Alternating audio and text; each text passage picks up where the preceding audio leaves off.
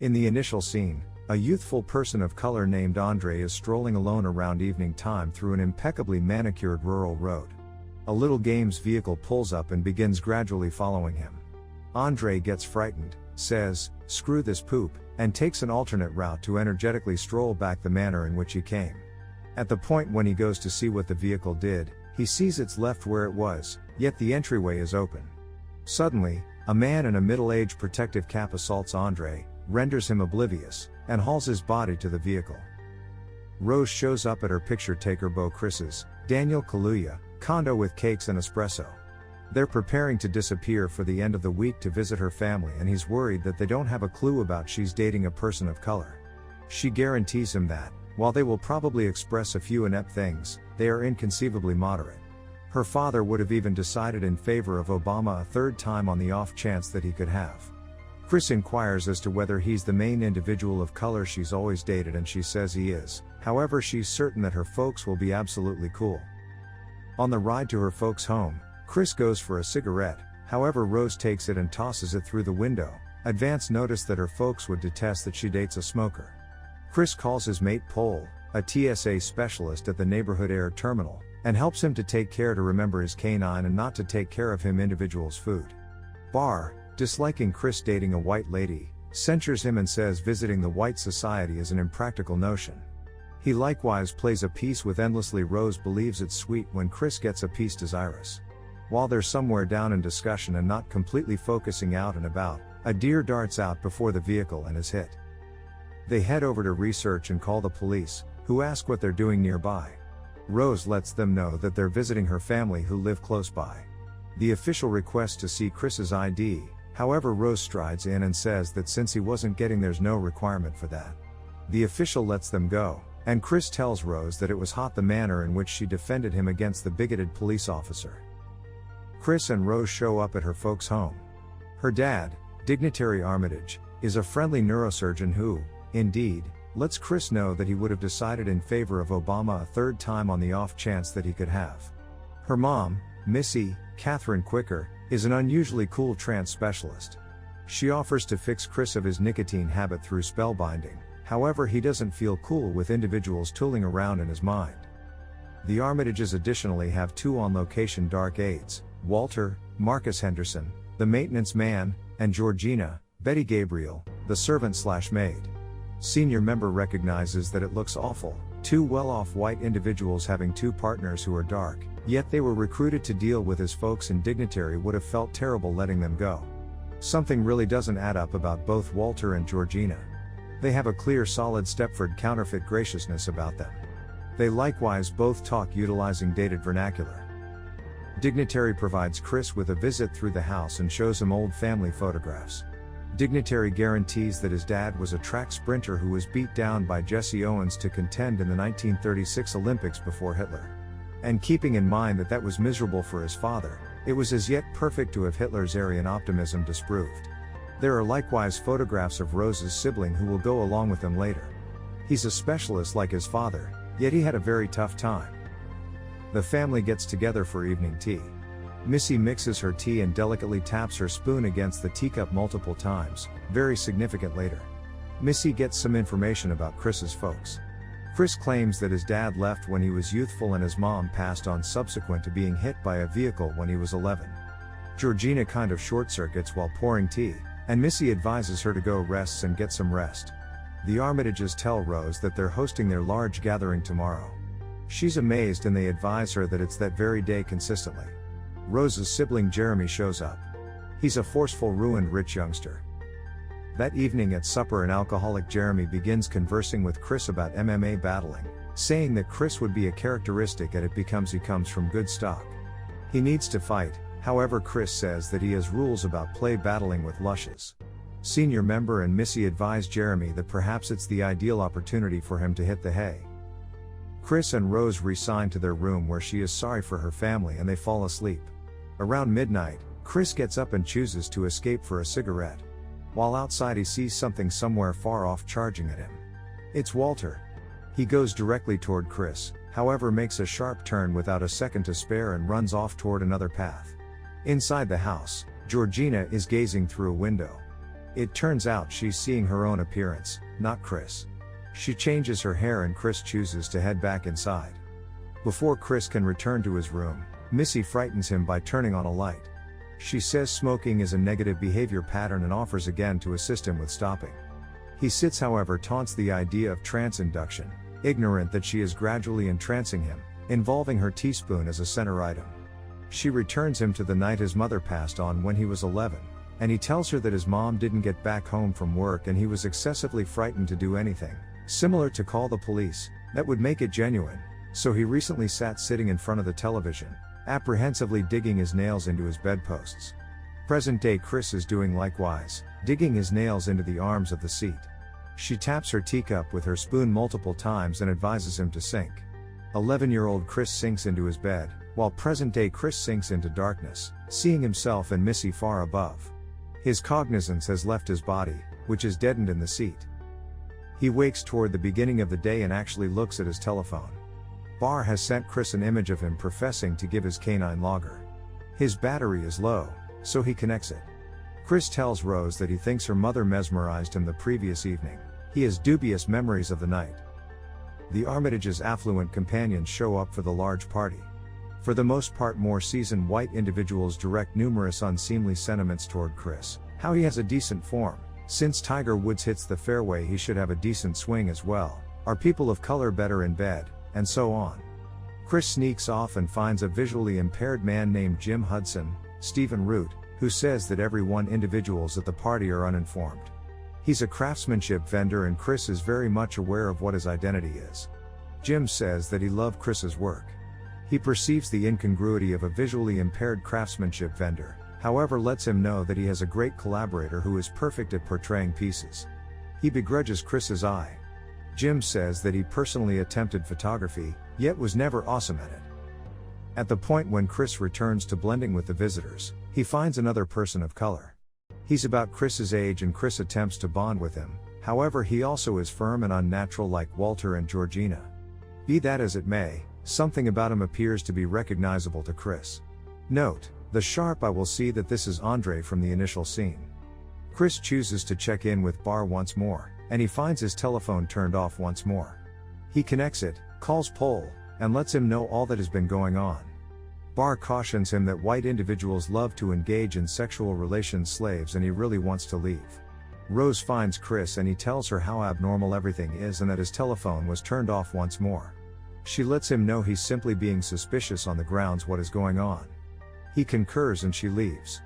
Pole advises Chris to snap a photo of the person of color and he will check whether he recollects that him. As Chris is going to leave, he's hindered by Georgina who apologizes for turning off his phone. She lifted it up while cleaning the end table, and when it came turned off she would have rather not played with it further. He says that it's fine and that he didn't intend to rodent her out. She doesn't have any idea. So he explains that he didn't intend to cause her problems. She gets very unusual and lets out a solitary tear while letting him know that the Armitages deal with her like family.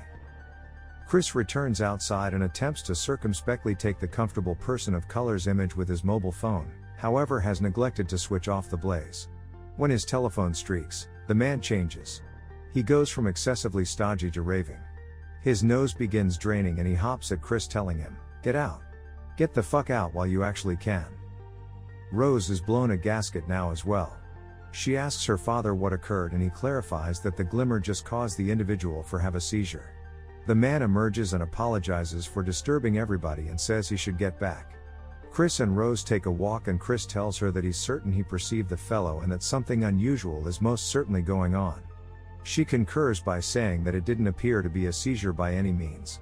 Chris says that he'd truly prefer to return home at this point. Rose hesitantly concurs. She says she will make up something to tell her folks. Back at the house, senior member is holding a quiet sale with his visitors, who hold up bingo cards to offer. Close to him is an image of Chris. Jim Hudson wins the sale. Different visitors generally return home. Chris goes to pack his effects and gets a call from Pole, who lets him know that the person in the image is a person they knew named Dre, who used to work at a cinema however disappeared half a month prior. The telephone battery bites the dust.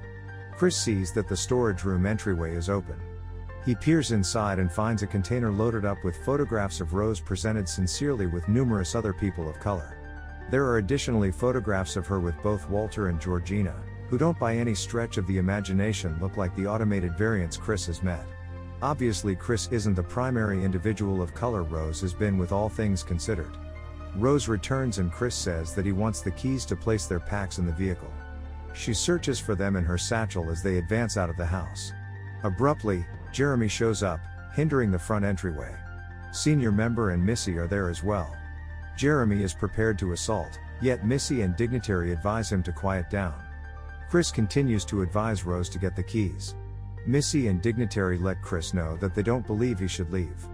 Chris requests the keys once more and Rose says, tranquilly, "You realize I can't give you the keys." Chris at last understands that Rose also is in on anything this is. Jeremy assaults Chris. Senior member shouts and Missy rings the teaspoon on her glass, making Chris sink once again into the dead emptiness once more. In the meantime, Barr continues to attempt to call Chris, however it continues to go directly to voice message. He looks into the image of the person in the photograph and sees that he disappeared some time prior, so he goes to the police. He lets a female official know that his kid was captured by white people to be a sex slave, very much like the missing person in the image. She brings in 2 additional officials to pay attention to Barr's story. At the point when he gets done, they generally burst out chuckling. No one will view him in a serious way. Chris awakens to end up tied to a seat before a mounted deer head and an old television. He watches a video made by Dignitary's dad that discussions about interminability, and so on. Chris sees that his fingernails have torn through the cowhide arm of the seat and uncovered the cushioning. The teacup and spoon show up on the screen once more. Chime chime and he's out. Barr attempts Chris's telephone once more and Rose replies. She lies by saying that Chris left 2 days prior and she's worried about his whereabouts as well. She guarantees that he left in a taxi or perhaps a Uber. Barr tells her that he went to the police and she appears to be concerned. He begins to understand that something is off base, so he attempts to record the call, yet when he begins conversing with her once more, she lets him know she realizes he really wants her. He tells her she's an insane bitch and hangs up. Chris awakens and Jim Hudson is on the screen. He lets Chris know that they will trade cerebrums. The others at the party were tied in with being dark, however Jim couldn't give to a lesser degree a crap about that. What he truly needs is to have the option to see the world through Chris's eyes. Dignitary has culminated the neurosurgery to make this all conceivable. Furthermore, Missy spellbinds the body benefactors to prepare them for the methodology. He will keep existing in obscurity void, however will actually want to progress forward as kind of a traveler. The blazing is a sad secondary effect as they saw before at the party. Chime chime of the teaspoon and Chris is out once more. Dignitary and Jeremy prep Jim Hudson for a cerebrum relocate. Senior member advises Jeremy to go get Chris. Jeremy goes a few doors down, we see now they were in the cellar of the house, and tracks down Chris oblivious. He removes his limitations and gets an IV prepared. Chris wasn't oblivious all things considered, he'd stuffed cushioning from the seat in his ears to hinder the teaspoon. He takes out Jeremy. Dignitary calls for Jeremy and leaves the lab region to search for him. Chris surges him and pierces him with the deer horns from the other room. He thumps over a candle that touches off the sweeping covering Jim Hudson as well. Rose has miniature headphones in and doesn't know any of this is going on. While she pays attention to music, she is finding out about pictures of attractive-looking individuals of color with great constitutions. Chris goes higher up and tracks down Missy. She goes for the teacup and spoon, however Chris beats her to them and crushes the cup. Rather she goes after him with a blade, however he turns it on her and cuts her to death. Chris goes for the front entryway once more, yet Jeremy has returned and places him in a stranglehold. 2 times Chris battles to pull open the front entryway, however Jeremy kicks it shut. On the 3rd attempt, as Jeremy kicks the entryway, Chris cuts him in the leg and breaks his skull with ruthless head steps. He runs outside and gets into Jeremy's vehicle. On the front seat is the middle-aged head protector from prior. He begins down the carport however hits Georgina. He can't simply let her lie there as he did his mother, so he gets her in the vehicle and go on down the carport. She awakens and goes after him. In the process her hairpiece tumbles off and we see she has a scar across her head from a mind relocate as well.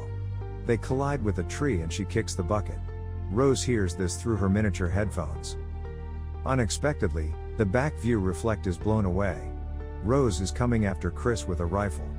He beseeches her to stop, yet she sees Georgina and alludes to her as grandmother. Rose shoots once more and misses Chris. Suddenly, Walter runs past Rose in quest for Chris, and Rose says, "Get him, Granddad," as he handles Chris. They wrestle on the ground, and Chris snaps his photo. Streak. Walter turns and asks Rose for her rifle. She gives it to him, and he shoots her in the stomach, prior to directing the rifle back toward himself. Rose is on the ground draining out. She attempts to go after the rifle, however Chris bats it away. As he twists around her, Rose puts a hand on his cheek and lets Chris know that she cherishes him. Chris begins to stifle Rose, yet stops, he can't proceed with it. A squad car pulls up. Rose calls feebly for help, realizing the neighborhood police will toss Chris behind bars. However, it's Barr getting out of the squad car. Chris gets into the vehicle. Pole takes a gander at the mayhem and says, "Man, I told you not to go in that house." When Chris asks Barr how he found him, Barr makes sense of that he works for the TSA and that all that will be okay. Rose grins with her final gasp as Barr and Chris crash away into the evening. The film closes with Barr pushing Chris away from the scene as Rose lies dead in the street.